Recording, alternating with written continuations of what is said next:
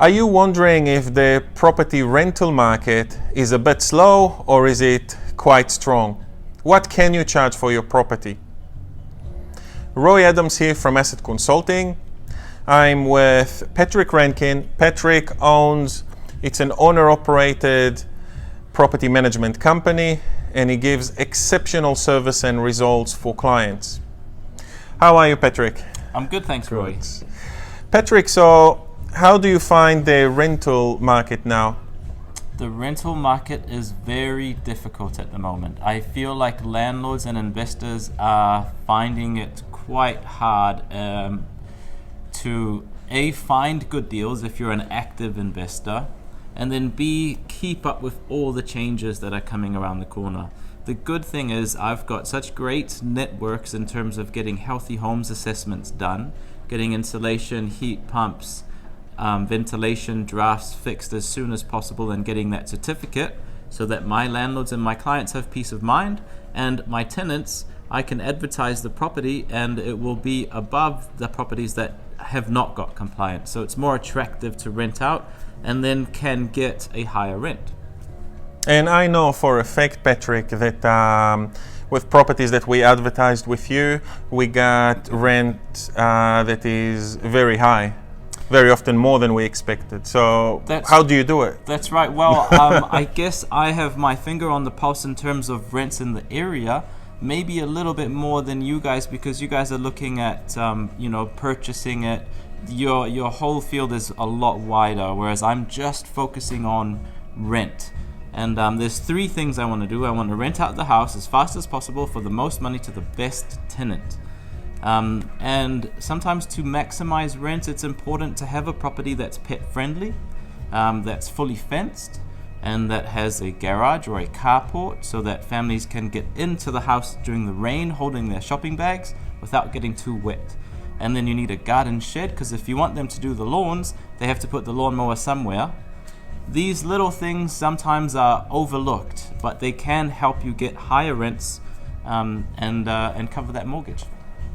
And how long does it take on average to find a good tenant for a property? I've always said about 3 weeks. Typically because tenants give 3 weeks notice, so that's my deadline. I need to get a tenant in there before vacancy. Sometimes it goes on a little bit longer with properties that are a little bit different, so every property is a bit unique.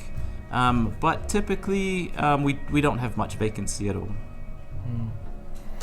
What you mentioned before about renting a property and allowing for pets. Yes. When I look on TradeMe and I filter the search results, pets allowed, it's actually the results are shrinking from 20, 30 potential properties to maybe 2 or 3. Yes. So I know exactly what you mean. Yeah. But what does landlord need to take into consideration when they allow pets? Well, that's a good point. And basically it starts from who the person is, the pet owner. I get a good gut feeling about these people when they come to have a look at the house. They take their shoes off before coming in, they greet me, they look me in the eye, and they have a CV for their pet. And on the CV, it's got its registration number, the pet's name, it's been trained, and a great photo. I have 2 dogs myself, so it's very important to get a good pet owner, and then you'll have a pet. Now, in terms of insurance, it's important to let your insurer know that the tenants have pets. And in the tenancy agreement, for insurance to cover any pet damage, you need to say the pet's name, the age, and the breed. And if you have multiple pets, then it's multiple information on the tenancy agreement itself. How amazing. I didn't know all right. that. That's amazing. Yeah. Do you find different areas in, say, West Auckland have different rent levels? Yes, but everything kind of balances out at the end. For example, the most common rental property is a 3-bedroom. And 3 bedrooms are generally across Auckland between $550 and $650. So that's kind of a general rule of thumb. And then I can look at the bond stats, which I think are a little bit low, because then when I compare bond stats with what's for rent on TradeMe, there's an obvious gap. So I'm always going on what's on TradeMe, because everyone's competing And I don't want to be the highest on trade. Maybe third or fourth is great. Patrick, so would you recommend going with periodic or fixed term, and why? Well, with the new legislation, I would go with fixed term because it gives the landlord a little bit more security. Because on a periodic, the tenant can always give that 28 days notice, unless you're a developer. Now, I have a developer landlord who has multiple properties and they're all on periodic, and this allows the landlord to give that 90-day notice so that he can start his development or he can make his extensive renovations, because the 90-day notice now needs to meet certain criteria, and development and extensive renovations are two of those criteria.